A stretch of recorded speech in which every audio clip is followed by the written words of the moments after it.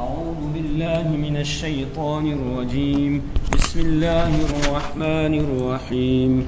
يا أيها الذين آمنوا استعينوا بالصبر والصلاة إن الله مع الصابرين ولا تقولوا لمن يقتل في سبيل الله أموات بل أحياء ولكن لا تشعرون وَلَنَبْلُوَنَّكُمْ بِشَيْءٍ مِّنَ الْخَوْفِ وَالْجُوعِ وَنَقْصٍ مِّنَ الْأَمْوَالِ وَالْأَنفُسِ وَالثَّمَرَاتِ وَبَشِّرِ الصَّابِرِينَ الَّذِينَ إِذَا أَصَابَتْهُم مُّصِيبَةٌ قَالُوا إِنَّا لِلَّهِ وَإِنَّا إِلَيْهِ رَاجِعُونَ أُولَئِكَ عَلَيْهِمْ صَلَوَاتٌ مِّن رَّبِّهِمْ وَرَحْمَةٌ وَأُولَئِكَ هُمُ الْمُهْتَدُونَ. صدق اللہ العظیم. سورۃ البقرہ کی آیت نمبر 152 تک ہم پڑھ چکے ہیں. آج آیت نمبر 153 سے درس ہو رہا ہے. اس سے پہلے والی آیات میں ہم تحویل قبلہ کا مسئلہ پڑھ کر آئے کہ جب اللہ تبارک و تعالی نے 16-17 مہینے کے بعد کعبۃ اللہ کی طرف رخ کرنے کا حکم دے دیا تو اس پر پھر یہودیوں نے بھی پروپیگنڈا شروع کر دیا، مشرکین نے بھی اور منافقین نے بھی، اور طرح طرح کی باتیں کرنے لگے. یہودی کہنے لگے ان کا تو قبلہ ہی متعین نہیں ہے، کبھی ادھر رخ کرتے ہیں کبھی ادھر رخ کرتے ہیں. اگر پہلے کعبۃ اللہ ان کا قبلہ ٹھیک تھا پھر بیت المقدس کو کیوں بنایا، اور اگر بیت المقدس ٹھیک تھا تو پھر اب ادھر جو ہے وہ بیت اللہ کعبۃ اللہ کی طرف کیوں رخ پھیر لیا، ان کا قبلہ ہی متعین نہیں ہے. مشرکین مکہ کہنے لگے دیکھو ہمارا قبلہ چھوڑ دیا تھا، اب قبلے کو دوبارہ اپنا لیا ہے اور اب جلدی ہی واپس اپنے آباء و اجداد کے دین میں آ جائیں گے. منافقین نے یہ کہنا شروع کر دیا کہ دیکھو اب وطن کی یاد نے ستانا شروع کیا تو اس لیے دوبارہ رخ کر لیا کعبۃ اللہ کی طرف، اور ان قریب یہ یہاں سے مدینہ چھوڑ کے دوبارہ واپس چلے جائیں گے. اس طریقے سے تکلیفیں پہنچا رہے تھے مسلمانوں کو پروپیگنڈا کر کے. تو اس پر اللہ تبارک و تعالی نے تفصیل کے ساتھ بیان کیا تحویل قبلہ کے اندر کیا مصلحتیں تھیں، کیا حکمتیں تھیں، ان حکمتوں کو بھی بیان کیا گیا. اور ساتھ ہی اللہ نے فرمایا اصل بات یہ ہے کہ یہ اللہ کا انعام ہے تم پر کہ مسلمانوں تم کو اللہ تبارک و تعالی نے بہترین کعبہ جو تھا، وہ بہترین قبلہ جو تھا وہ اللہ نے تمہیں دے دیا. جس طریقے سے سب سے بہترین رسول تمہیں دے دیا ہے اسی طریقے سے بہترین قبلہ پروردگار نے تمہیں دے دیا.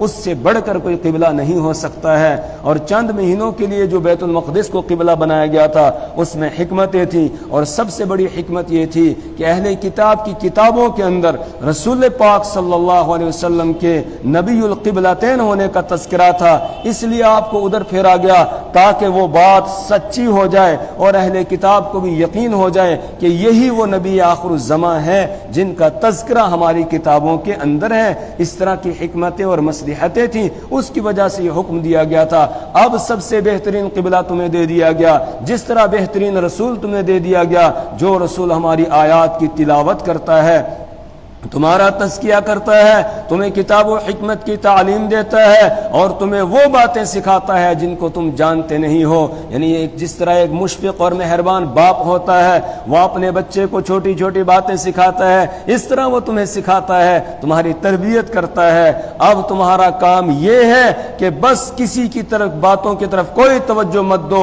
اکٹھے ہو کر سب کے سب فذکرونی مجھے یاد کرو، اذکرکم میں تمہیں یاد کروں گا، وشکرولی اور جو میں نے انعامات تم پر کیے ہیں ان کا شکر ادا کرو، ولا تکفرون اور ولا تکفرونی اور میری تم نہ شکری نہ کرو، شکر گزاری کرو. یہ جو فذکرونی اذکرکم بتایا گیا اس سے ظاہری جو ذکر ہے یہ بھی مراد ہے. اللہ کے رسول صلی اللہ علیہ وسلم نے ایک روایت میں ارشاد فرمایا، مسلم شریف کی روایت ہے کہ جب کوئی قوم لا یذکرون اللہ، قوم لا یذکرون اللہ الا حفتهم الملائکۃ وغشیت علیہم الرحمہ، کہ جب کوئی قوم اللہ کے ذکر میں لگتی ہے تو فرشتے ان کو گھیر لیتے ہیں اور اللہ کی رحمت ان کو ڈھانپ لیتی ہے، اللہ کی رحمت برسنے لگتی ہے. تو اللہ کا ذکر کرنا یہ بھی یہ بھی جو ہے وہ مقصود ہے کہ اللہ کو یاد کیا جائے، اللہ کا نام لیا جائے۔ ساتھ ہی مفسرین نے یہ معنی بیان کیا ہے ذکر کا کہ اللہ کے حکموں کو پورا کرنا ہے،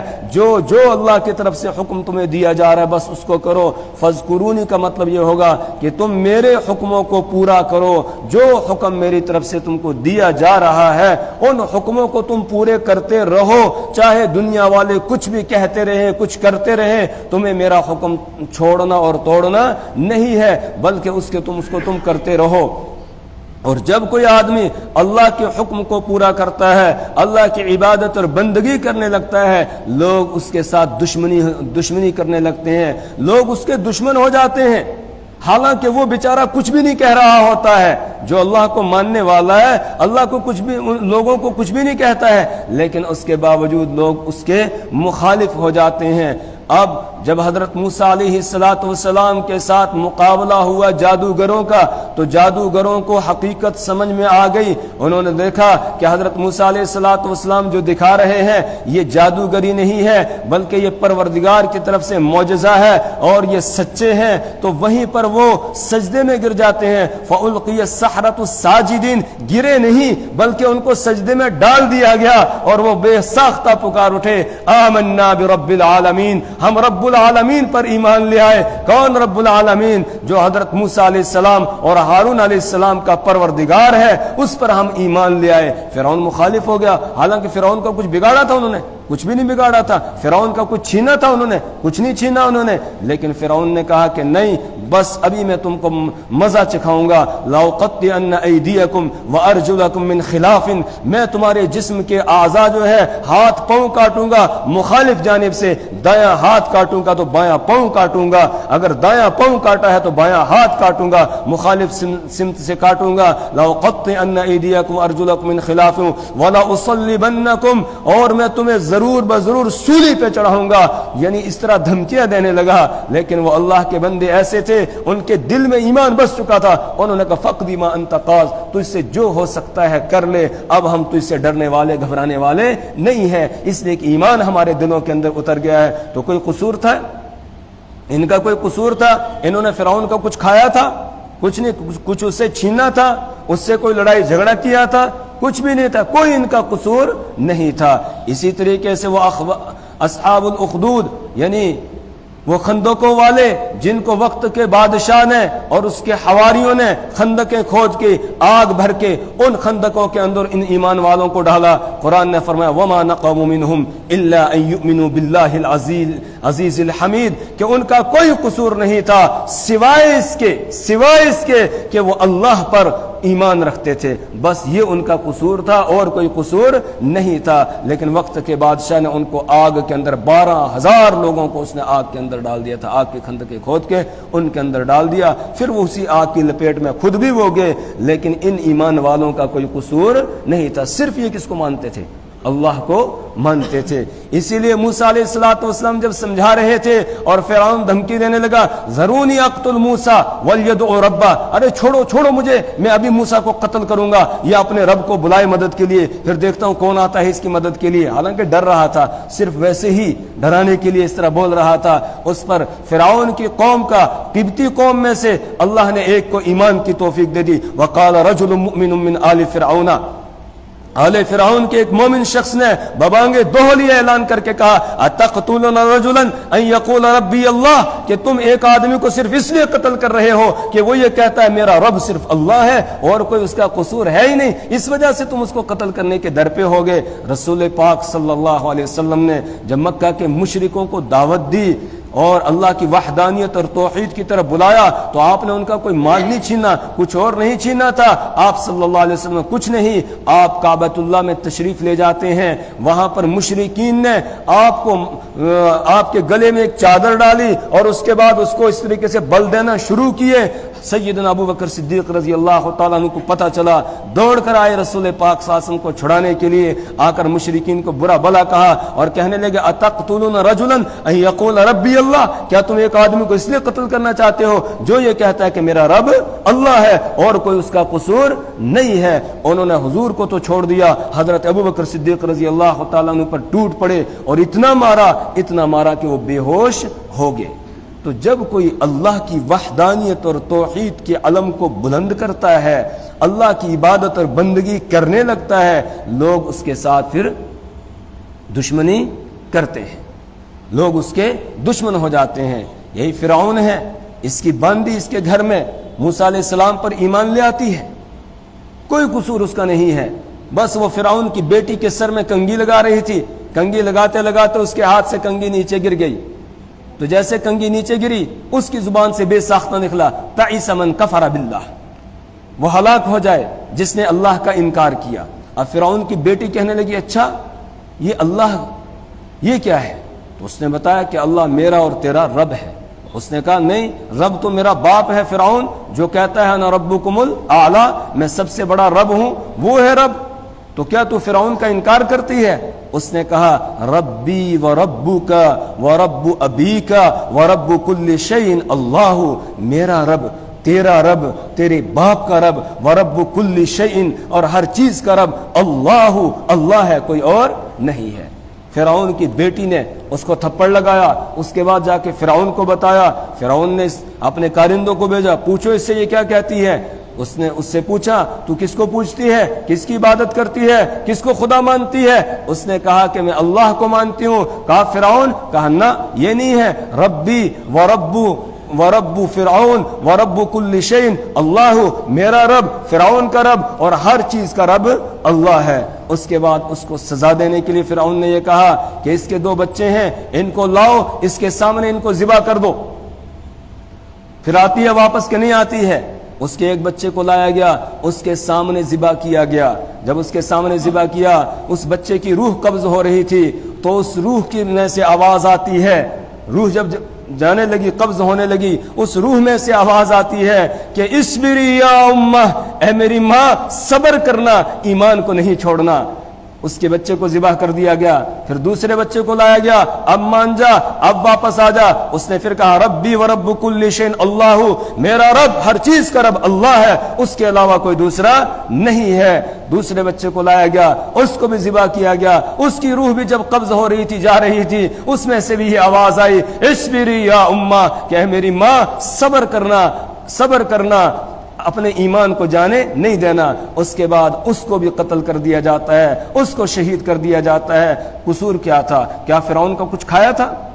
کچھ نہیں کھایا تھا۔ کوئی فرعون کو تکلیف پہنچائی تھی؟ کچھ نہیں، صرف اللہ کو ماننا تھا۔ تو جب کوئی اللہ کو مانتا ہے، پھر اس کے اوپر حالات آتے ہیں، لوگ اس کے دشمن ہو جاتے ہیں، اور جب لوگ دشمن ہو جاتے ہیں پھر اس وقت میں کیا کرنا ہے آدمی کو، اس کی تعلیم آگے اللہ نے دی کہ تم مجھے یاد کرو، میرے حکموں کو بجا لاؤ، اور جب تم میرے حکموں کو بجا لاؤ گے، مجھے یاد کرو گے، میرا نام لوگے، میری توحید کو بیان کرو گے لوگوں کے سامنے، لوگ تمہارے مخالف ہو جائیں گے۔ اس وقت میں تم نے گھبرا نہیں جانا ہے، تم نے ڈرنا نہیں ہے، بلکہ یا ایھا الذین آمنو، اے وہ لوگوں جو ایمان لائے ہو، استعینوا، تم مدد مانگو اللہ سے، بالصبری، صبر کے ذریعہ سے، والصلاۃ، اور نماز کے ذریعہ سے، صبر اور نماز کے ذریعہ سے اللہ سے مدد مانگو، یعنی صبر کرو، ڈٹ جاؤ، ڈٹ جاؤ، پیچھے نہیں ہٹنا، ایک قدم بھی پیچھے نہیں ہٹنا۔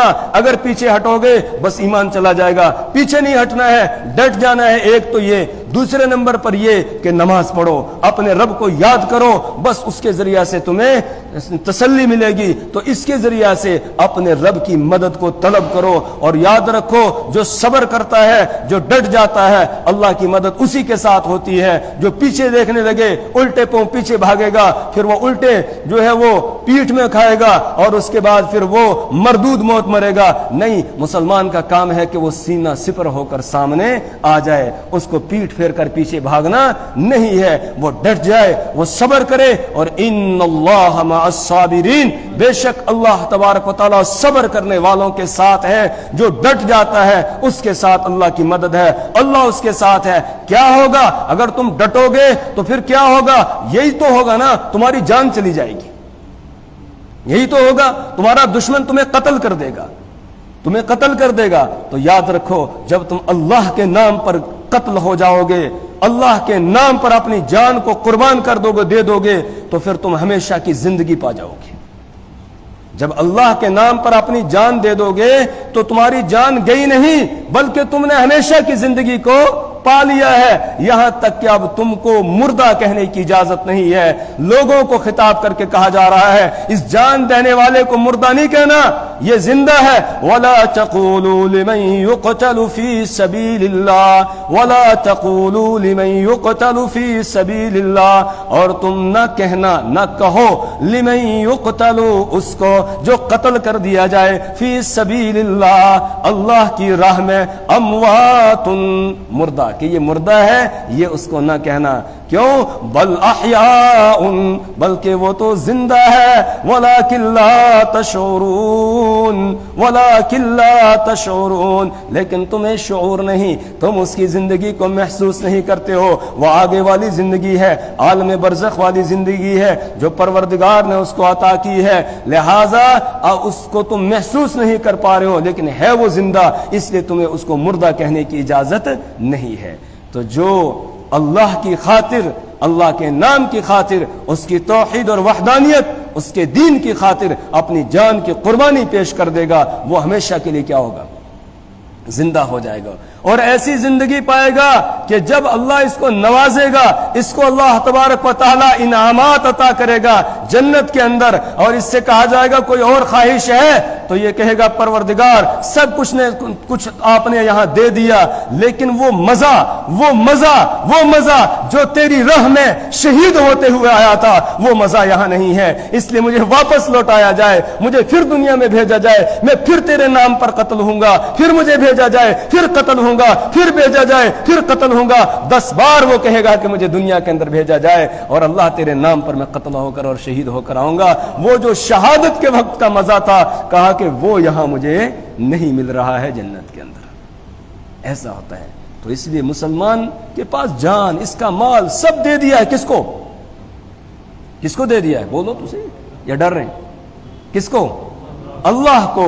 سورہ توبہ میں ہے نا، ان اللہ اشترى من المؤمنین انفسهم واموالهم بان لهم الجنہ، بے شک اللہ تبارک و تعالی نے ایمان والوں سے خرید لیا ہے، ان اللہ اشترى من المؤمنین انفسهم، ان کی جانوں کو، واموالهم، اور ان کے مالوں کو، بان لهم الجنہ، اس بات کے بدلے میں کہ ان کے لیے جنت ہے، وعدا علی، اور یہ اللہ کا کیا ہے؟ وعدہ، حقا، جو بالکل سچا وعدہ ہے، فی التوراۃ والانجیل والقرآن، توریت میں بھی یہ وعدہ ہے، انجیل کے اندر بھی یہ وعدہ ہے، قرآن کے اندر بھی یہ وعدہ ہے، تینوں کتابوں کے اندر اللہ نے یہ وعدہ کیا ہوا ہے کہ جو ایمان والے کے پاس جان ہے یا مال ہے، اس کو اللہ نے جنت کے بدلے میں خرید لیا ہے۔ اس نے نہ جان ہماری ہے نہ مال ہمارا ہے، سب بکاؤ مال ہے۔ کس کے ہاتھ بیچ چکے ہیں؟ اللہ کے ہاتھ بیچ چکے ہیں۔ اس لیے اللہ کے دین کے لیے جہاں ضرورت پیش آئے وہاں مسلمان کو پیچھے ہٹنا نہیں ہے۔ اس نے کہا کہ جو اللہ کی راہ میں جان دے دے گا، جان دینے کا نمبر ہے، دے دو۔ کیوں؟ اس لیے کہ تم ہمیشہ کی زندگی پالو گے، اور یاد رکھو کوئی بھی وقت سے پہلے جاتا نہیں ہے۔ وقت تو وہی تھا، اگر وہاں نہیں ہوتا، بستر پر ہوتا، گھر میں ہوتا، وہاں بھی اس نے جانا تھا اس وقت میں، لیکن یہ مبارک موت ہے اس کی جو اللہ کی راہ میں آ رہی ہے، اور شہادت کا درجہ یہ پا رہا ہے۔ وَلَا تَقُولُوا، اور تم نہ کہو، لِمَن يُقْتَلُ فِي سَبِيلِ اللَّهِ، اس شخص کو جو قتل کر دیا جائے اللہ کی راہ میں، اموات، مردہ، بل احیاء، بلکہ وہ زندہ ہیں، وَلَكِن لَا تَشْعُرُونَ، لیکن تمہیں شعور نہیں ہے، تم محسوس نہیں کرتے اس کی زندگی کو، لیکن ہے وہ زندہ۔ یہی وجہ ہے شہید کو غسل دیا جاتا ہے؟ نہیں، بغیر غسل کے اس کو اسی طریقے سے اس کو دفن کیا جاتا ہے۔ البتہ یہ جو زندگی آگے والی ہے اس کی، یہ برزخ والی زندگی ہے۔ کون سی زندگی؟ برزخ والی زندگی۔ لیکن اس کا اثر اس کے جسم کے اوپر بھی ظاہر ہوتا ہے کہ اس کا جسم خراب نہیں ہوتا ہے۔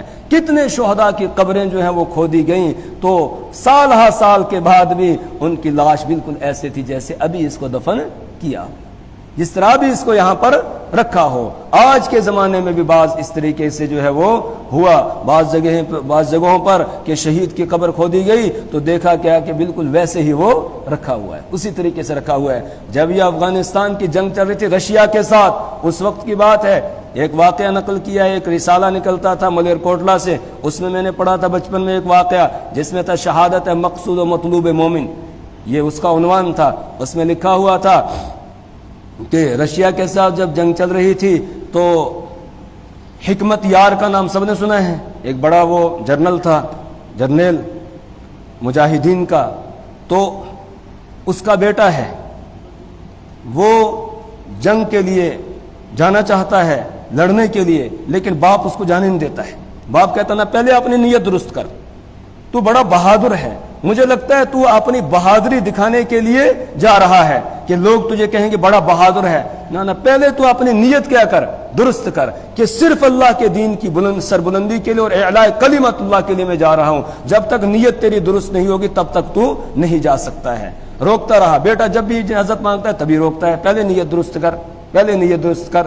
آخر بیٹا نکل گیا اور پھر لڑتے لڑتے وہ شہید ہو گیا، اور رشیا کا جو علاقہ تھا اس میں کسی علاقے میں جا کر شہید ہوتا ہے. شہادت کے بعد اس کو دفن کر دیا گیا. 3-4 مہینے کے بعد باپ کو پتا چلا، حکمت یار کو، اس وقت یہ فون شون اس طرح کا کام تو تھا نہیں، پتا چلا کہ آپ کا بیٹا شہید ہو گیا ہے.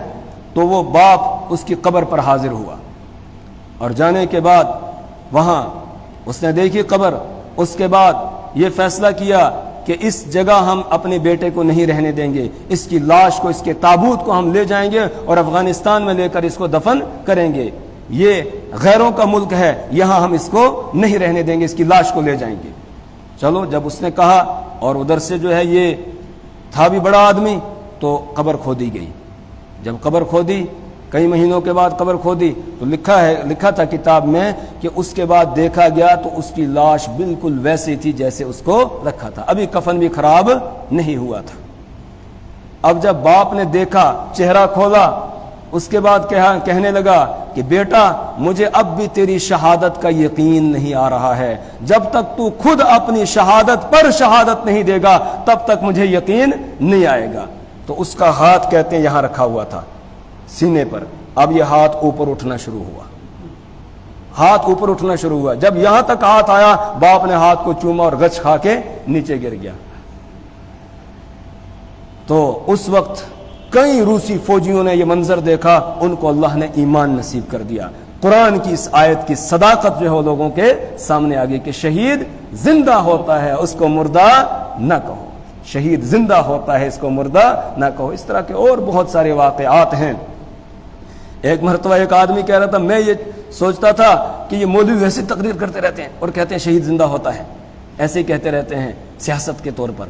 تو کہتے ہیں کہ میرا بھائی شہید ہو گیا، 15 دن کے بعد اس کی لاش ملی، وہ بالکل ایسا تھا جیسے ابھی سویا ہو. 15 دن پہلے اس کو یہ شہید کر دیا تھا، لیکن 15 دن کے بعد بھی لاش اس کی ملی، ایسا لگ رہا تھا جیسے ابھی یہ سویا ہو، ایسا لگ رہا تھا. تو شہید زندہ ہے، زندگی کے یہ آثار ہیں کہ اس کا جسم خراب نہیں ہوتا ہے. تو یہ عالم برزخ کی حیات ہے، یہ دنیا والی نہیں کہ اب وہ کھائے پیے گا، نہیں. ہاں آگے آئے گا 4 پارے میں سورہ آل عمران میں، یرزقون عند ربہم، کہ ان کو ان کے رب کے پاس سے رزق دیا جاتا ہے، اللہ پروردگار ان کو کھلاتا ہے. یہ برزخی زندگی ہے جو انبیاء کرام کے سب سے قوی زندگی ہوتی ہے. اس کے بعد پھر شہداء کی ہے، پھر اولیاء اللہ کی ہوتی ہے، پھر عام مومنین کی، اور پھر عام انسانوں کی زندگی ہوتی ہے عالم برزخ میں. لیکن سب سے طاقتور ہوتی ہے انبیاء کی، اور انبیاء کی بالکل ایسی ہوتی ہے دنیا کی سی زندگی ہوتی ہے، جیسے دنیا کی ہوتی ہے اسی طرح کی ہوتی ہے. اسی لیے نبی کی وراثت بھی تقسیم نہیں ہوتی ہے، بلکہ جو کچھ وہ چھوڑے وہ صدقہ ہوتا ہے. اور نبی کی بیویوں کا نکاح کسی اور کے ساتھ نہیں ہو سکتا ہے. کیوں؟ اس لیے کہ ان کی زندگی جو ہوتی ہے وہ دنیا کی سی زندگی کی طرح ہوتی ہے. البتہ شہید جو ہے اس کی اخروی زندگی ہے لیکن طاقتور زندگی ہے، اس لیے جسم تو خراب نہیں ہوگا، زمین اس کو نہیں کھائے گی، البتہ اس کی وراثت بھی تقسیم ہوگی. اس کی بیوی اگر کہیں نکاح کرنا چاہے اور کسی کے ساتھ تو نکاح بھی عدت کے بعد وہ کر سکتی ہے. اور عام جو مومنین ہیں ان کو بھی ایک حیات ہوتی ہے، زندگی ملتی ہے، جس کی وجہ سے قبر کے اندر سوال جواب ہوتے ہیں. اور ہر انسان جو بھی دنیا سے جاتا ہے اس کو ایک حیات ملتی ہے، روح اس کی طرف لوٹائی جاتی ہے، پھر اس سے سوال جواب ہوتے ہیں جو حدیث کے اندر تفصیل ہے، من ربو کا، ما دینو کا، من نبیو کا. یہ سوالات ہوتے ہیں ہر ایک سے، اور کوئی سوالوں کا جواب دیتا ہے، کوئی سوالوں کا جواب نہیں دیتا ہے. وہ ایک لمبی بحث ہے.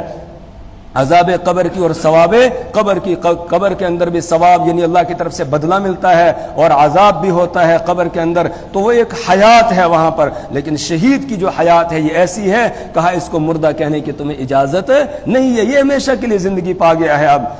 وَلَا تَقُولُوا، اور نہ کہو تم لِمَن يُقْتَلُ فِي سَبِيلِ اللَّهِ، اس کو جو قتل کر دیا جائے اللہ کی راہ میں، اموات مردہ، بل احیاء، بلکہ وہ زندہ ہے، وَلَٰكِن لَا تَشْعُرُونَ، لیکن تمہیں شعور نہیں ہے، تم سمجھتے نہیں ہو، تمہیں محسوس نہیں ہوتی زندگی، لیکن ہے اس کے اندر زندگی۔ وَلَنَبْلُوَنَّكُمْ بِشَيْءٍ مِّنَ الْخَوْفِ وَالْجُوعِ وَنَقْصٍ مِّنَ الْأَمْوَالِ وَالْأَنفُسِ وَالثَّمَرَاتِ وَبَشِّرِ الصَّابِرِينَ۔ آگے اللہ فرما رہے ایمان والو، اگر تکلیفیں پہنچے، مصیبتیں اور اذیتیں آئیں میرے راستے میں، تو پھر تم گھبرانا نہیں، ڈرنا نہیں، یہ میری طرف سے تمہارا امتحان ہوتا ہے۔ میں دیکھتا ہوں پکا کون ہے، کچا کون ہے، کون یہاں پر جو ہے وہ سچے دل سے آیا ہے، اور کون ویسے ہی مال غنیمت یا دوسرے تیسرے کسی اور لالچ کے اندر آیا ہے۔ اس کو میں جو ہے الگ الگ کرنا چاہتا ہوں، اس لیے میں تمہارا امتحان لوں گا، تمہاری آزمائش کروں گا میں۔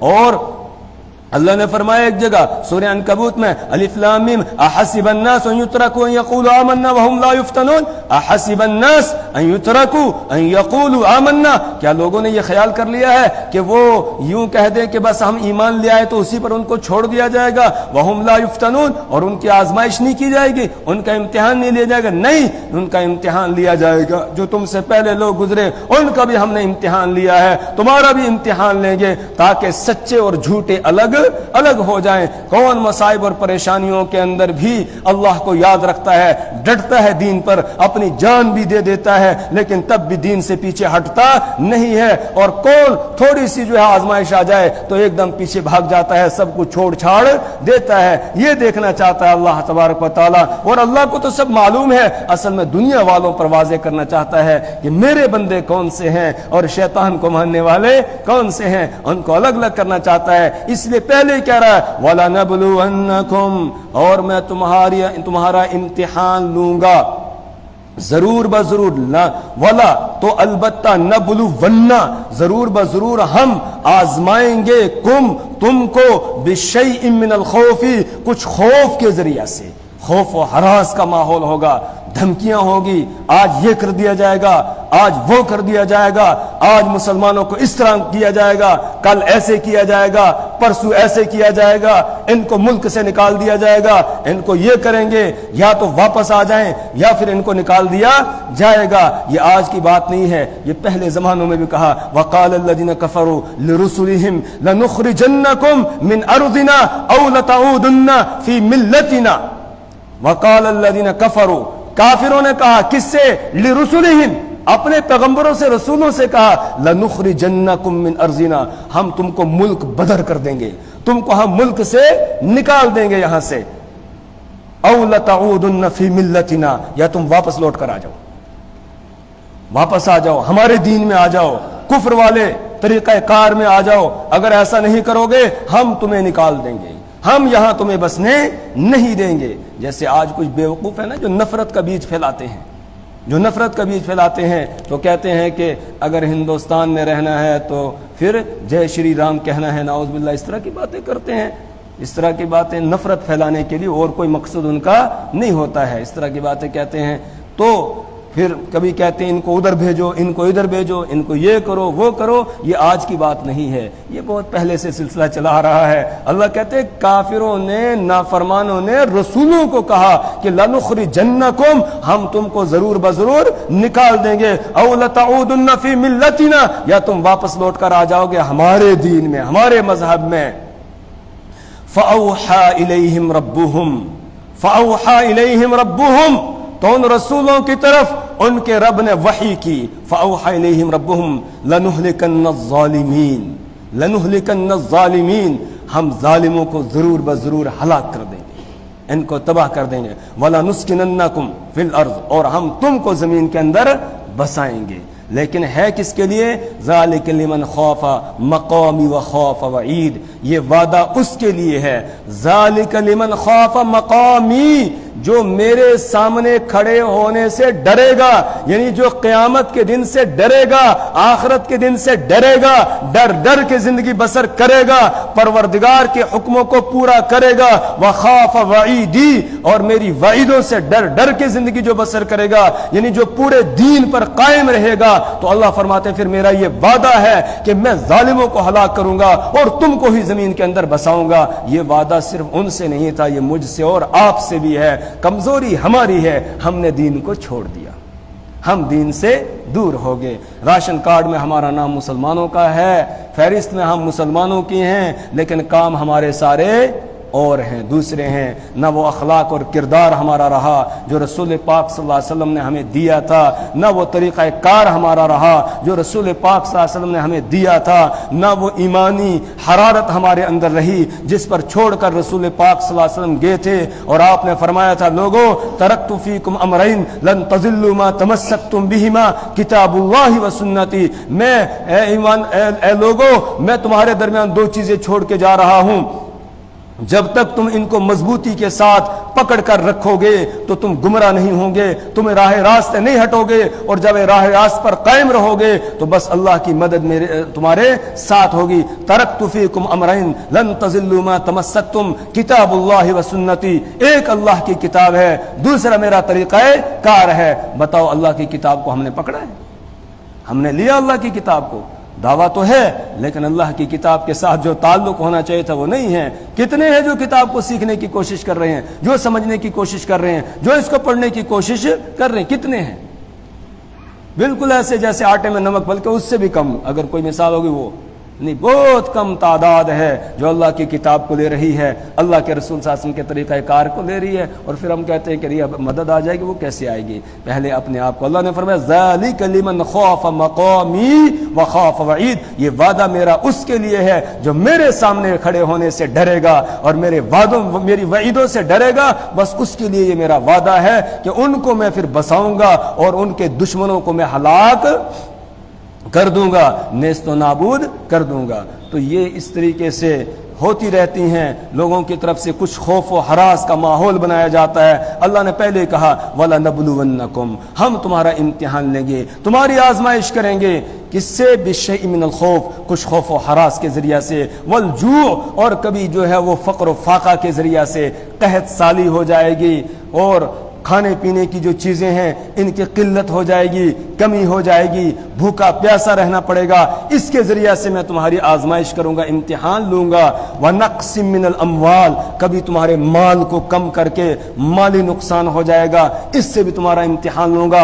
وَالْأَنفُسِ، اور جانی نقصان کے ذریعہ سے بھی تمہاری جانوں کو کم کر کے اس سے بھی میں تمہارا امتحان لوں گا۔ کسی کے باپ کو لے جاؤں گا، کسی کے بیٹے کو لے جاؤں گا، کسی کے بھائی کو لے جاؤں گا، کسی کے شوہر کو لے جاؤں گا، کسی کی بیوی کو لے جاؤں گا، کسی کی ماں کو لے جاؤں گا، کسی کی بیٹی کو لے جاؤں گا، کسی اور رشتہ دار کو لے لوں گا، اس کے ذریعہ سے میں آزماؤں گا۔ والثمرات، اور پھلوں کی کمی کے ذریعہ سے، ثمرات کی ایک تفسیر اس سے بھی کی ہے، اولاد، چھوٹی اولاد جو ہے اس کو لے کر بھی میں تمہارا امتحان لوں گا، آزمائش، چونکہ اولاد یہ بھی آدمی کا ایک ثمرہ ہے، پھل ہے، تو کہا کہ اس کو لے کر بھی میں تمہارے آزمائش کروں گا، تمہارا امتحان لوں گا۔ یا پھر باغات تھے، ان باغات کے اوپر کوئی آفت آ جائے گی، اس میں کمی ہو جائے گی، اب پروردگار دیکھے گا کہ یہ میری طرف سے اس امتحان ہے، آزمائش ہے، اس میں کیا کرتا ہے، یہ اب بھی یہ دین پر قائم رہتا ہے یا نہیں رہتا ہے۔ اگر دین پر قائم رہا، ڈٹا رہا دین کے اوپر، چاہے کچھ ہوتا رہا،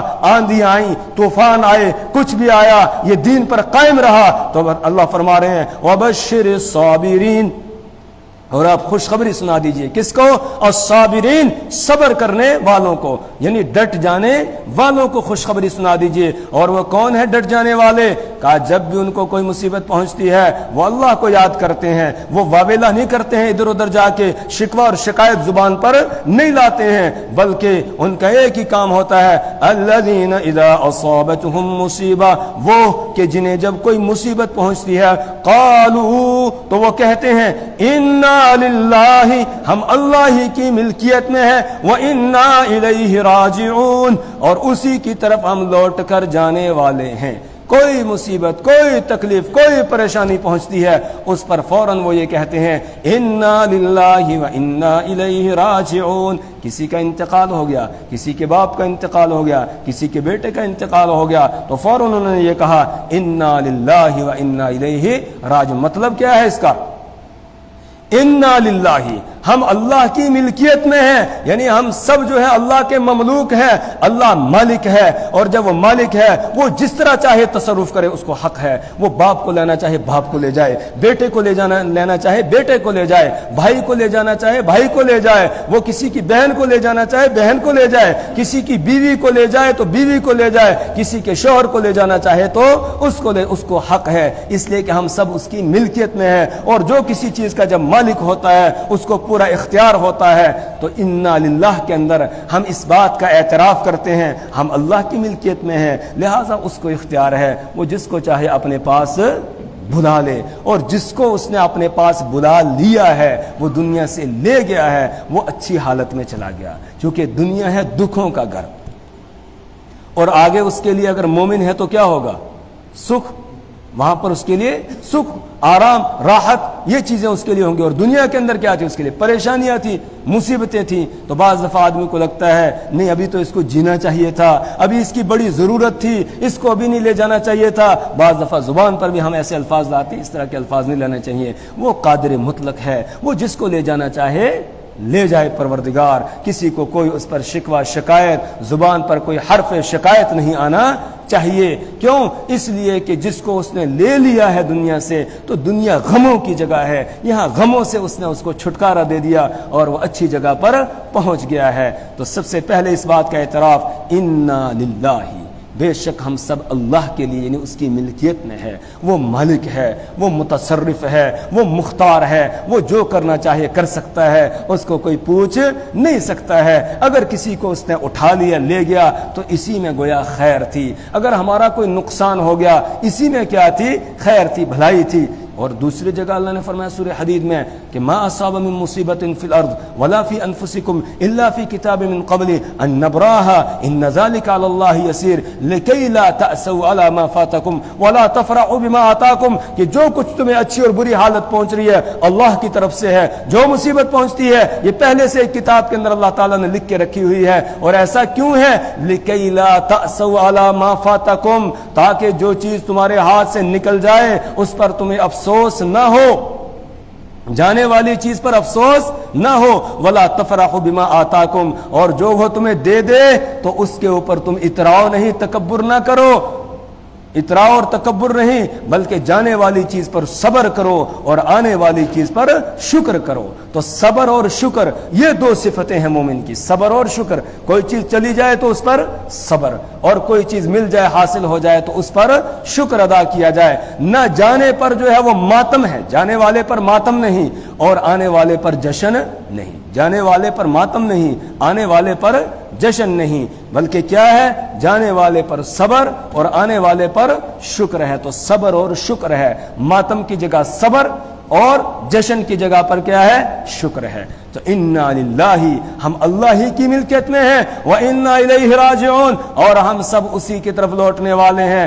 آج میرا باپ گیا کل مجھے بھی جانا ہے، آج میرا بیٹا گیا کل مجھے بھی جانا ہے، آج میرا بھائی چلا گیا کل مجھے بھی جانا ہے، آج میرا استاد چلا گیا کل مجھے بھی جانا ہے، آج میرا شاگرد چلا گیا کل مجھے بھی جانا ہے، اور سب اللہ کے پاس جائیں گے، وہیں جا کر ملیں گے اللہ کے پاس، وہاں ملاقات ہو جائے گی پروردگار کے پاس، وہاں اکٹھے ہو جائیں گے اگر اس راستے پر چلتے رہیں گے جو صحیح راستہ ہے، اس راستے پر۔ اس لیے کہ اللہ نے وعدہ کیا ہے والذین آمنوا واتبعتهم ذریتهم بإیمان الحقنا بهم ذریتهم، والذین آمنوا وہ لوگ جنہوں نے ایمان لایا، واتبعتهم ذریتهم بإیمان، اور ان کی اولاد، ان کی ذریت وہ ان کی پیروی کرتی رہی ایمان کے ساتھ۔ بڑے بھی مومن تھے، انہوں نے جس راستے پر، ایمان کے راستے پر ان کو ڈالا تھا اس راستے پر یہ چلتے رہے تو وہ پہلے آگے پہنچ گئے، اب یہ بعد میں آ رہے ہیں۔ الحقنا بہم ذریتہم، اللہ فرماتے ہیں ہم ان کے ساتھ ملا دیں گے ان کی اولاد کو۔ الحقنا بہم ذریتہم، ان کی اولاد کو ہم ان کے ساتھ ملا دیں گے۔ اور اگر کسی کا عمل کے اندر کچھ کمزوری بھی ہوگی تھوڑی بہت، تو اللہ فرماتے ہیں کہ اب ہم سب کا اونچا مرتبہ کر دیں گے، جو اونچے مرتبے پر ہوگا نیچے والے کو بھی ادھر ہی لے جائیں گے۔ وما التناہم من عملہم من شیء، ان کے اعمال میں سے ہم کچھ کم نہیں کریں گے۔ تو شرط یہ ہے کہ ان کے طریقے پر آدمی چلتا رہے گا، تو پھر سارے اکٹھے ہو جائیں گے، استاد شاگرد سب اکٹھے ہو جائیں گے، شیخ اور اس کے مرید سب اکٹھے ہو جائیں گے، ماں باپ اور اعلی اولاد سب کیا ہو جائیں گے، اکٹھے ہو جائیں گے۔ یہ اللہ کا وعدہ ہے۔ تو اس میں اعتراف ہے، اقرار ہے، انا للہ، ہم اللہ ہی کی ملکیت میں ہیں، وانا الیہ راجعون، اور ہم اسی کی طرف لوٹنے والے ہیں۔ تو کوئی مصیبت اور پریشانی اس پر یہ کہنا چاہیے، یہاں تک کہ اگر آدمی کو ٹھوکر بھی لگے تو اس پر بھی کیا کہے، انا للہ وانا الیہ راجعون۔ رسول پاک صلی اللہ علیہ وسلم کے سامنے چراغ جل رہا تھا، ہوا چلی، چراغ گل ہو گیا، آپ نے پڑھا انا للہ وانا الیہ راجعون۔ حضرت عائشہ رضی اللہ تعالیٰ فرمائی، یا رسول اللہ کیا ہو گیا آپ نے یہ پڑھا؟ کیونکہ عام طور سے یہ کب پڑھتے ہیں؟ جب کسی کا انتقال ہو جاتا اس وقت پڑھتے ہیں انا للہ وانا الیہ راجعون۔ تو رسول پاک صلی اللہ علیہ وسلم فرمائے، چراغ کے گل ہونے سے جو تکلیف پہنچی ہے، اس تکلیف پر میں نے اللہ کی طرف رجوع کیا ہے۔ تو مومن کو کوئی تکلیف، کوئی پریشانی، کانٹا چبھ جائے، کوئی چیز گم ہو جائے، کچھ بھی ہو، تو فوراً کیا کہے، انا للہ وانا الیہ راجعون۔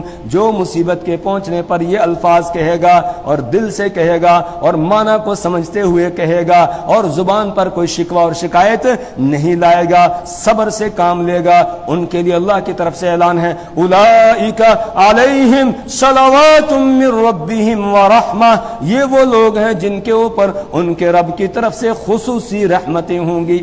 علیہم، اولئک یہ لوگ ہیں، علیہم جن پر، صلوات خصوصی رحمتیں ہیں، من ربہم ان کے رب کی طرف سے، ورحمت اور عمومی رحمت بھی ہے، خصوصی رحمت بھی ان کو ملے گی اور عمومی رحمت بھی ان کو ملے گی پروردگار کی طرف سے۔ وَأُولَئِكَ هُمُ الْمُهْتَدُونَ، اور یہی لوگ ہدایت یافتہ ہیں، یہی ہدایت پانے والے ہیں، یہی راہ راست پر ہیں، سیدھے راستے پر چلنے والے ہیں۔ یہ بیان کیا اللہ تبارک و تعالی نے کہ اگر تمہیں کوئی مصیبت اور پریشانی پہنچے، کسی کا جانی نقصان ہو جائے، مالی نقصان ہو جائے، کچھ اور نقصان ہو جائے، کوئی خوف و ہراس کا ماحول ہو، فقر و فاقہ ہو، سب میں رجوع کرو کس کی طرف؟ اللہ کی طرف رجوع کرو، اور کسی کی طرف رجوع کرنے کی ضرورت نہیں ہے، کسی اور سے مدد مانگنے کی ضرورت نہیں ہے کہ فلانا آئے گا مدد کے لیے، نہیں، بلکہ مدد کس سے مانگو؟ اللہ سے مانگو۔ ایاک نعبد و ایاک نستعین، اور یہاں بتایا استعینوا بالصبر والصلاۃ، صبر اور نماز کے ذریعے سے، کس سے؟ نماز پڑھو اور مانگو مدد، کس سے؟ اللہ سے۔ صبر کرو، ڈٹ جاؤ اور مدد مانگو، کس سے؟ اللہ سے تم مدد مانگو۔ جیسے وہی پھر بات آ گئی جب فرعون نے جادوگروں کو ایمان لانے پر دھمکیاں دیں تو وہ فوراً وہاں سے ہٹے اور اللہ سے دعا، ربنا افرغ علینا صبرا وثبت اقدامنا وانصرنا علی القوم الکافرین، یہ دعا کرنے لگے، ربنا افرغ علینا صبرا، اچھا وتوفنا مسلمین، یہ الفاظ ہیں، ربنا افرغ علینا صبرا وتوفنا مسلمین، اے ہمارے پروردگار ہم پہ صبر کے جھرنے لگا دے۔ ہمارے استاد حضرت مفتی صاحب رحمۃ اللہ علیہ ترجمہ کرتے تھے، ہمارے اوپر صبر کے جھرنے لگا دے اوپر سے، پروردگار اونڈیل دے صبر کو ہمارے اوپر، تو ہی ہے جو ہمیں صبر دے گا اور ڈٹنے کی ہمت دے گا۔ اور سب سے بڑی ہماری جو تجھ سے فریاد ہے وہ یہ ہے، وتوفنا مسلمین، کہیں اس کی اذیتوں کی وجہ سے، اس کی تکلیفوں کی وجہ سے جو یہ ہمیں پہنچائے گا، ہم اسلام سے نہ پھر جائیں۔ اس لیے آخری ہماری گزارش اور درخواست اور فریاد اللہ تیرے سامنے یہ ہے، وتوفنا مسلمین، کہ ہمیں مسلمان ہونے کی حالت میں اٹھانا، مسلمان ہونے کی حالت میں وفات دینا۔ کس سے مدد مانگ رہے ہیں؟ اللہ سے مانگ رہے ہیں۔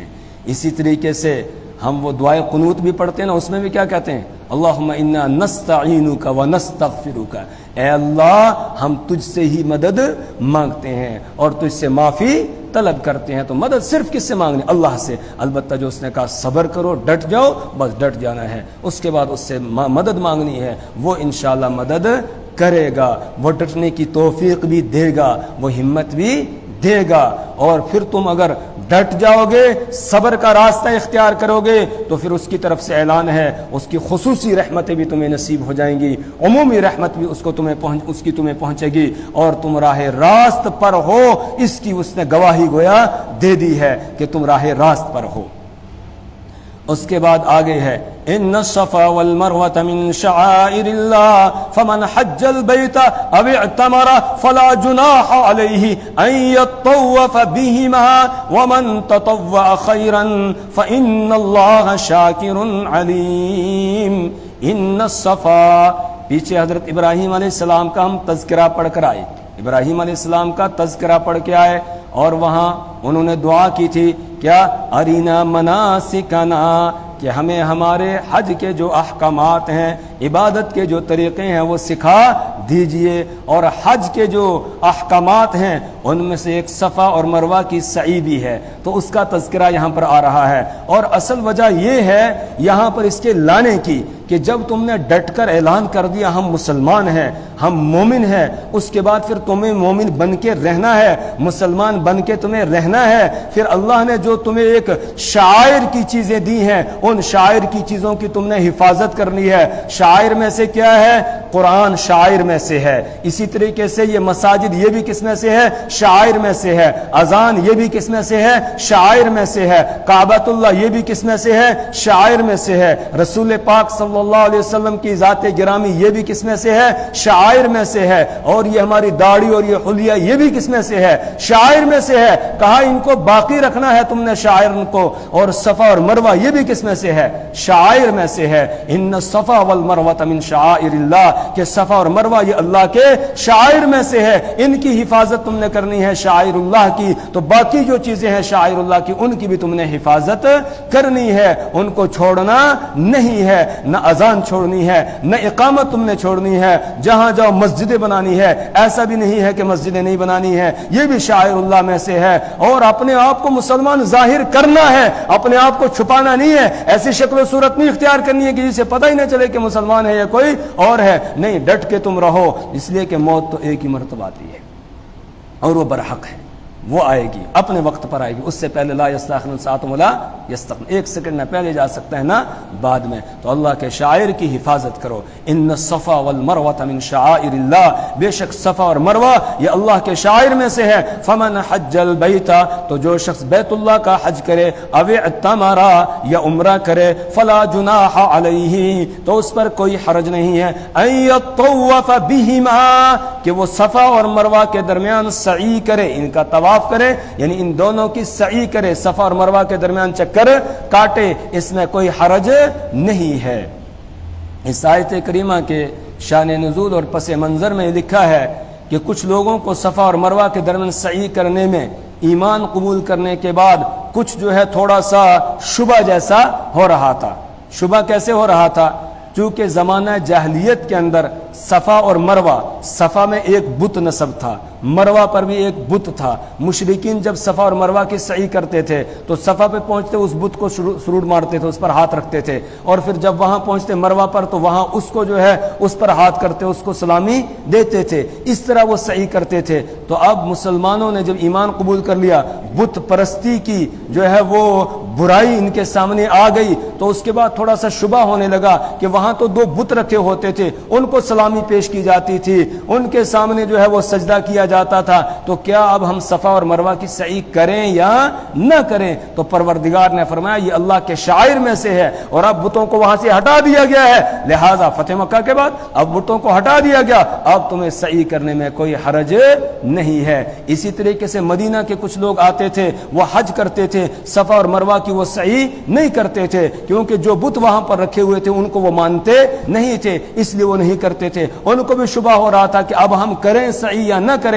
پروردگار نے ان کے ذہنوں کے اندر جو ایک شبہ تھا اس کو نکال دیا کہ صفا اور مروہ یہ اللہ کے شاعر میں سے ہے، لہذا جو بھی حج کے لیے آئے گا یا عمرہ کے لیے آئے گا تو وہ ان کی سعی کرے، بلکہ سعی کرنا واجب ہے، معتمر کے لیے بھی اور حج والے کے لیے بھی سعی کرنا ان کی واجب ہے۔ فلا جناح علیہ ان یطوف بہما، اور یاد رکھو جو بھی تم بھلائی کا یا نیکی کا کام کرو گے بس اللہ قدرداں ہے، اللہ ضرور اس پر تمہیں اجر عطا کرے گا۔ ومن تطوع خیرا، اور جو بھی خوش دلی کے ساتھ کوئی بھلائی کا کام کرے گا فإن اللہ شاکر، تو بے شک اللہ تبارک و تعالیٰ بڑا قدرداں ہے، وہ تمہاری نیکیوں کی قدر کرتا ہے۔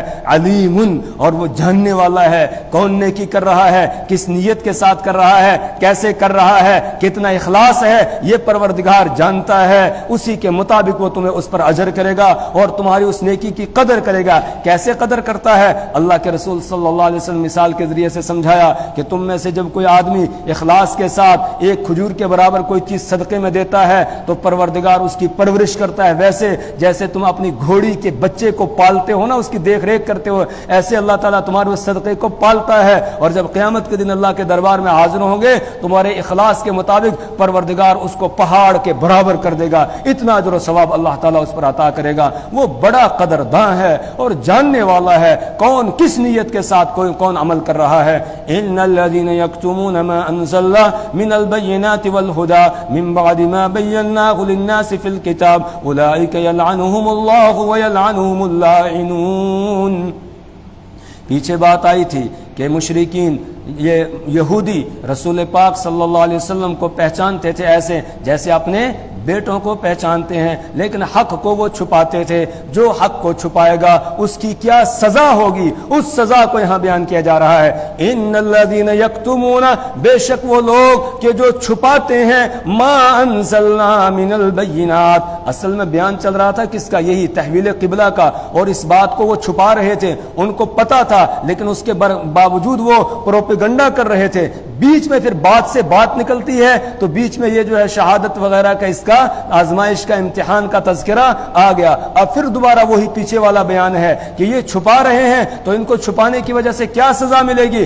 اللہ فرماتے ہیں ان الذین، بے شک وہ لوگ، یکتمون، جو چھپاتے ہیں، ما انزلنا من البینات، ان واضح دلیلوں کو جو ہم نے اتاری ہیں، والہدی، اور ہدایت کے پیغام کو چھپائیں گے، من بعد ما بیناہ للناس، ہمارے اس کو بیان کر دینے کے بعد، من بعد ما، بعد اس کے کہ بینا، ہم نے بیان کر دیا اس کو، للناس، لوگوں کے لیے، فی الکتاب، کتاب کے اندر، توریت میں بھی بیان کیا گیا تھا، انجیل کے اندر بھی بیان کیا گیا تھا، آپ کو نبی القبلتین بتایا گیا تھا، یہ سب وہ جانتے تھے لیکن پھر اس کو چھپا رہے تھے۔ تو اللہ نے فرمایا جو ایسا کرے گا، اولئک، تو یہ لوگ ہیں، یلعن، لعنت کرتا ہے، ہم، ان پر، اللہ، اللہ ان پر لعنت بھیجتا ہے، ویلعن، اور ان پر لعنت کرتے ہیں، ویلعن، اور لعنت کرتے ہیں، ہم، ان پر، اللاعنون،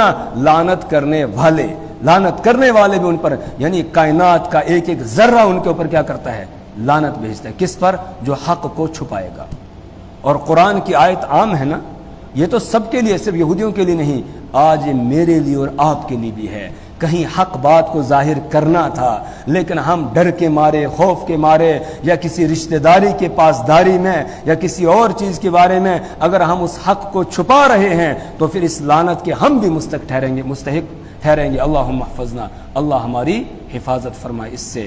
تو جہاں حق کو ظاہر کرنا ہے وہ آدمی کو حق کو چھپانا نہیں ہے، اس لیے کہ حق والے اگر حق کو ظاہر نہیں کریں گے، حق کو جاننے والے اگر حق کو ظاہر نہیں کریں گے، نہیں بتائیں گے، تو پھر دین مٹ جائے گا، پھر دین قائم نہیں رہے گا۔ اسی لیے پیچھے پڑھ کر آئے تھے نا، یہودیوں کو خطاب کر کے کہا وَلَا تَلْبِسُوا الْحَقَّ بِالْبَاطِلِ وَلَا تَكْتُمُوا الْحَقَّ وَأَنْتُمْ تَعْلَمُونَ، کہ باطل اور حق کو دونوں کو خلط ملط بھی نہیں کرنا، اور وَلَا تَكْتُمُوا الْحَقَّ، اور حق کو چھپانا نہیں۔ کیوں؟ اس لیے کہ اگر حق کو چھپاؤ گے، باطل اور حق دونوں کو خلط ملط کر دو گے تو پھر تو حق مٹ جائے گا، اور حق کے مٹنے کی یہی دو صورتیں ہوتی ہیں۔ اس لیے جو حق کو چھپائے گا اللہ فرما رہے ہیں کہ وہ ملعون ٹھہرے گا، اس پر اللہ کی بھی لعنت ہوگی، اور جتنی لعنت کرنے والی چیزیں ہیں وہ سب کی سب اس کے اوپر لعنت بھیجتی ہیں۔ کس پر؟ حق کو چھپانے والے پر۔ اللہم محفظنا، اللہ اس سے ہماری حفاظت فرمائے۔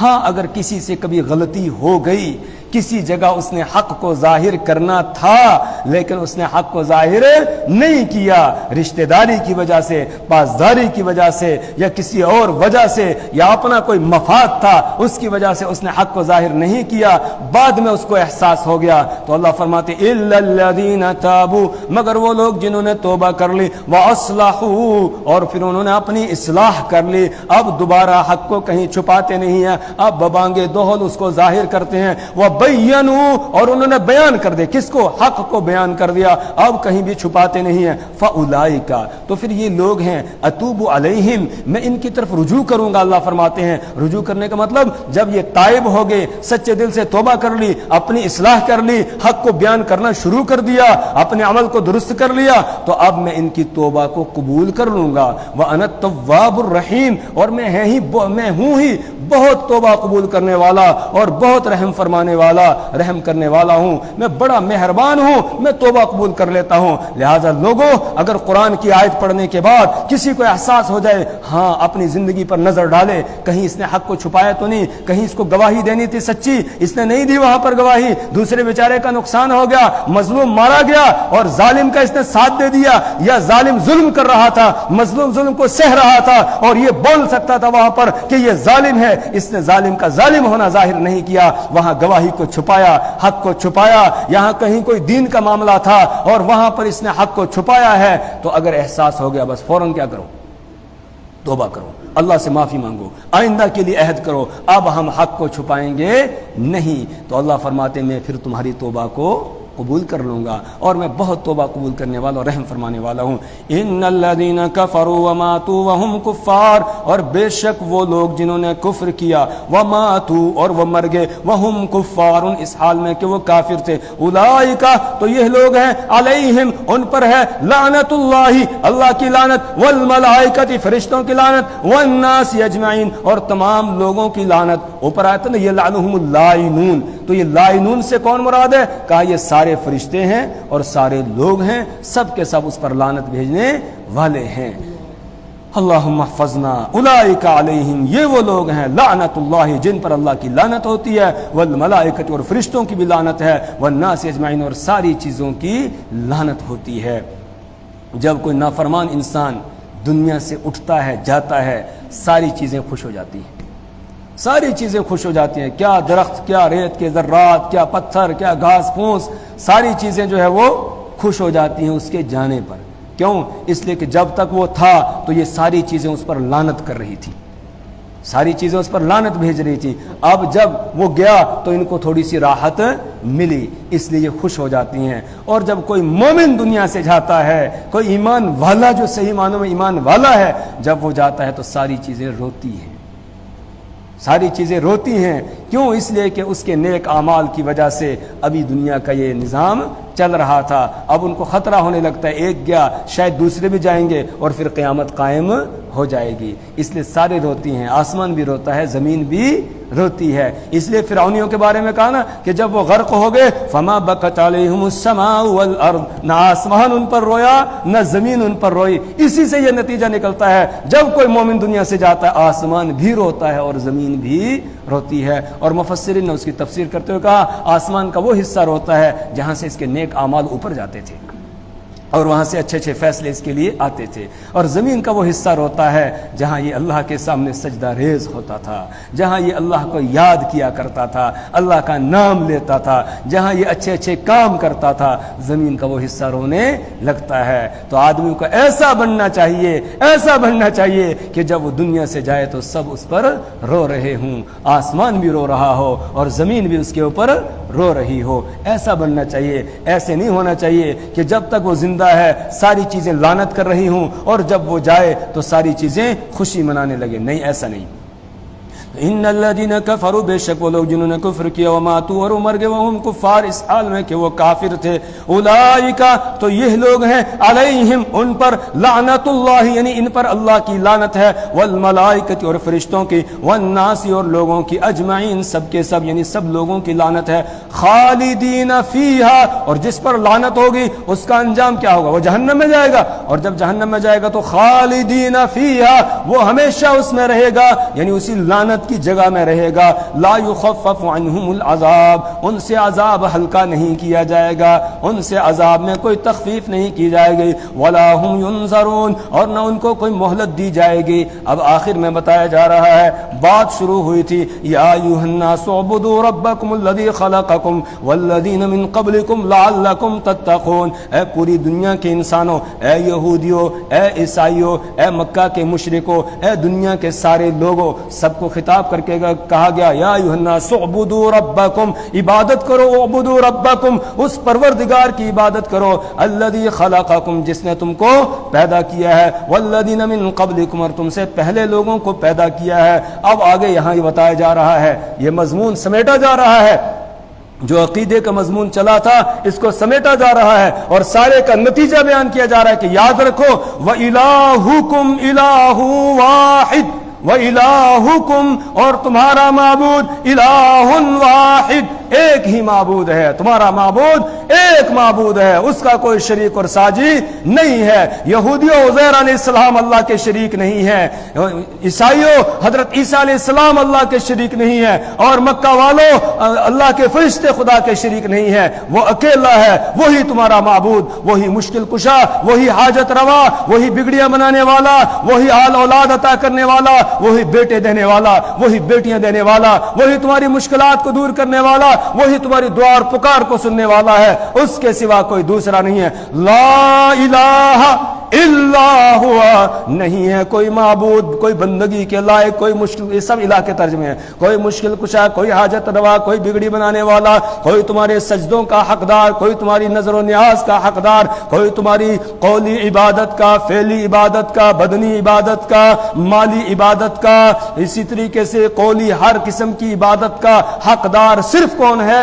اللہ ہے. هو الرحمن، وہ بڑا مہربان ہے، الرحیم، نہایت رحم کرنے والا ہے. رحمان جو بغیر مانگے دے دیتا ہے، اور رحیم جو مانگنے پر دیتا ہے.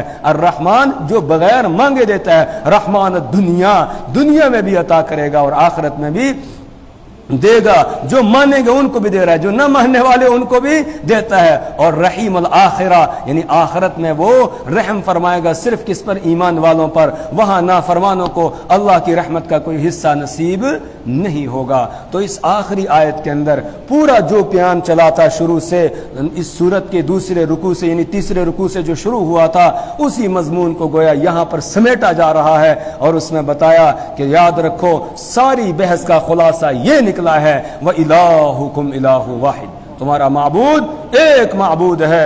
لا الہ الا ہوا، اس کے سوا کوئی بندگی کے لائق نہیں ہے. الرحمن، وہ بڑا مہربان ہے. اب بھی آ جاؤ، اب بھی آ جاؤ، اب بھی اس کو مان لو. اب بھی وہ تمہیں دھتکارے گا نہیں، اب بھی آ جائے گا. اب بھی وہ تمہاری دعا اور پکار کو، تمہاری توبہ کو قبول کر لے گا، سن لے گا. آ جاؤ. 70 سال ہو گئے، 80 سال ہو گئے تمہیں اس کی نافرمانی کرتے کرتے کرتے، اس کے ساتھ شرک کرتے کرتے. اب بھی آ جاؤ، سچے دل سے کلمہ پڑھ لو. اب بھی وہ تمہیں معاف کر دے گا. اب بھی وہ رحمان ہے، معاف کرنے والا ہے، اور بڑا مہربان ہے، نہایت رحم کرنے والا ہے. آ جاؤ، تمہارے آنے میں دیر ہے، اس کے معاف کرنے میں دیر نہیں ہے. ہاں ایک بات یاد رکھنا، آگے آئے گا کہ اگر شرک کے ساتھ دنیا سے جاؤ گے، شرک کو ساتھ لے جاؤ گے یہاں سے، پھر اس کے یہاں معافی نہیں ہے. ان اللہ لا یغفر ان یشرک بہ وَيَغْفِرُ مَا دُونَ ذَلِكَ لِمَن یشاء، وہ مشرک کو معاف نہیں کرے گا، اس کے علاوہ جس کو چاہے گا معاف کر دے گا. اِنَّهُ مَن یُشْرِکْ بِاللَّهِ، جو اللہ کے ساتھ شرک کرے گا، فَقَدْ حَرَّمَ اللَّهُ عَلَيْهِ الْجَنَّةَ، تو اللہ نے اس پر جنت کو حرام کر دیا ہے. وَمَأْوَاهُ النَّارُ، اس کا ٹھکانہ آگ ہے. اور وَمَا لِلظَّالِمِينَ مِنْ أَنصَارٍ، ایسے ظالموں کے لیے کوئی مددگار نہیں ہوگا. اللہ سے دعا کریں اللہ تبارک و تعالی ہمیں اپنی کتاب کی سمجھ اور فہم عطا فرمائے. اللہ اس کے مطابق عمل کی توفیق عطا فرمائے. پروردگار ہمیں ایمان کامل عطا فرمائے. اللہ آزمائش اور امتحانات سے پوری امت مسلمہ کی حفاظت فرمائے. اپنی رضا اور رضوان سے ہم کو نوازے، پوری امت کو نوازے، پوری امت سے راضی ہو جائے، اپنی ناراضگی کو دور فرما دے. اعمال صالحہ کی توفیق عطا فرمائے، برے اعمال سے حفاظت فرمائے. سبحان اللہ و بحمدہ، سبحان